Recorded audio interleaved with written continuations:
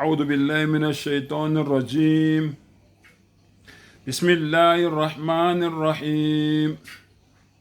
وقالوا اتخذ الله ولدا سبحانه بل له ما في السماوات والأرض كل له قانتون بديع السماوات والأرض وإذا قضى أمرا فإنما يقول له كن فيكون.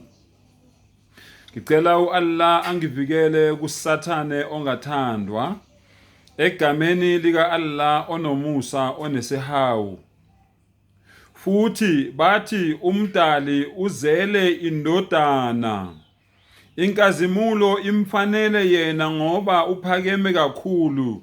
Yonke into esemhlabeni nesemazulwini iyakhothama kuye, iyazehlisa kuye, izinikele kuye. Uyena owadala amazulu onke nomhlaba.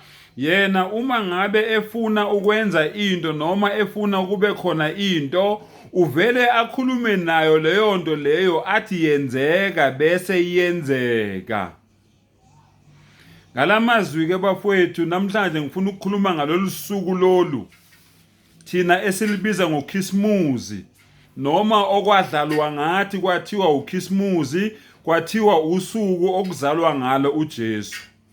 Ngisaphinda futhi, njengoba ngila lento engizoyikhuluma la, angizanga ukuzokhuluma into abantu abafuna ukuyizwa, kodwa ngizokhuluma into abantu okumele bayizwe, kukubo ukuthi imiqondo yabo iyavuleka noma iyaqhubeka nokuhlala ebumnyameni. Kukubo ukuthi imiqondo yabo, isilonda lesi esenzeka ezingqondweni zabo, balimala izingqondo, balilinyazwa imiqondo, siyaphola yini leso silonda noma siyabhibha siyaphambili. Lalelani ke bafowethu, ngivule ivesi yeQuran eyingcwele lapho umdali ethi abantu bathi umdali unendodana, uphakeme kakhulu, inkazimulo imfanele okunokuthi kungenzeka lokho kuye, ngoba yonke into esemazulwini nento esemhlabeni ingeyakhe. Yonke into esemazulwini nesemhlabeni ithobela intando yakhe, yenza umthetho wakhe. Uyena owadala amazulu ayisikhombisa nomhlaba. Yena uma ngabe efuna ukudala uvele akhulume naleyo nto afuna yenzeke, athi yenzeka bese leyo nto leyo iyenzeka.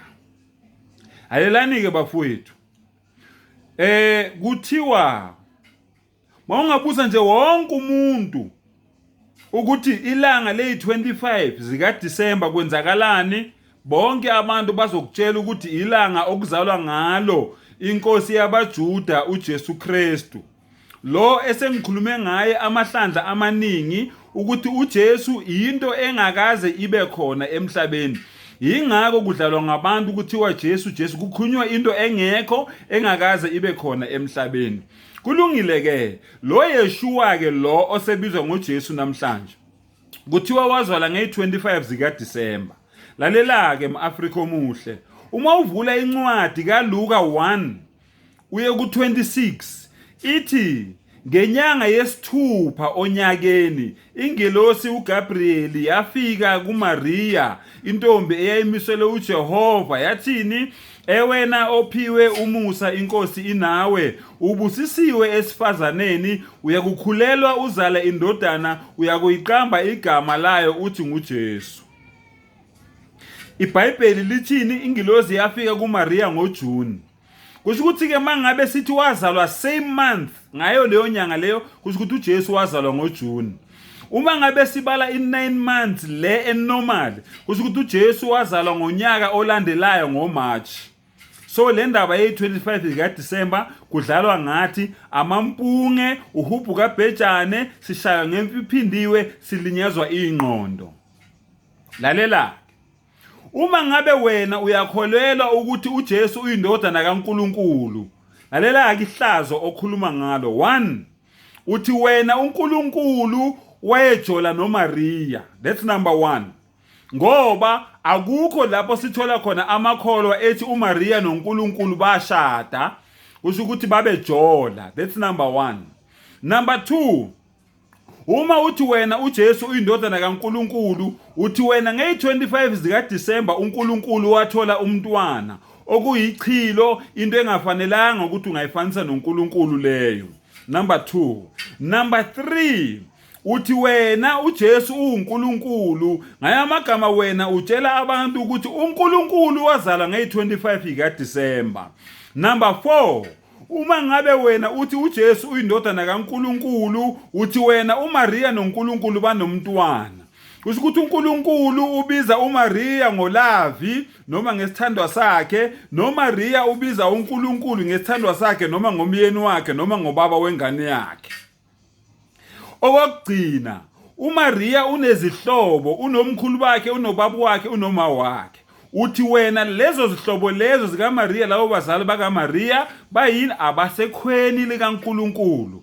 Kusho ukuthi ngayamagama abafowabo bakaMaria bayini noNkulunkulu? Bayizibari zikaNkulunkulu. Uthi wena ubaba kaMaria umkhwe kaNkulunkulu, uma wakhe umkhwekazi wakhe. Awuyibheke uyibhekisiseke lento le engiqeda ukuyikhuluma ama-Afrika omuhle, bese uyazibuza ukuthi kungani uNkulunkulu esiphendukele. Nami umuntu ongangibiza ngeinhlamba ezingaka angifanise nezinto engingezona, nami ngingamphendukela ngimiyeke azenzele yena ngokwentando yakhe. Sengathi umdala ngasivula amehlo, asivule ingqondo, sibone iqiniso njengoba linjalo. Ngiyaphinda, angikho la ukuzonesa ama feelings wenu noma imizwa yenu, kodwa ngizontshela iqiniso njengoba linjalo. Uma ngabe ufuna ukubusiseka uphile kamnandi emhlabeni, yekela ukuthuka uNkulunkulu, umbize ngazo zonke lezi zinto, umenzele izifaniso, umenzele abancedisi, umenzele abalingani. Akazalwanga endalweni yakhe, ayikho into efana naye. La ilaha illallah Muhammadur Rasulullah. Subhanallahi amma yushrikun. Wa akhir da'wana anil hamdulillahi rabbil alamin.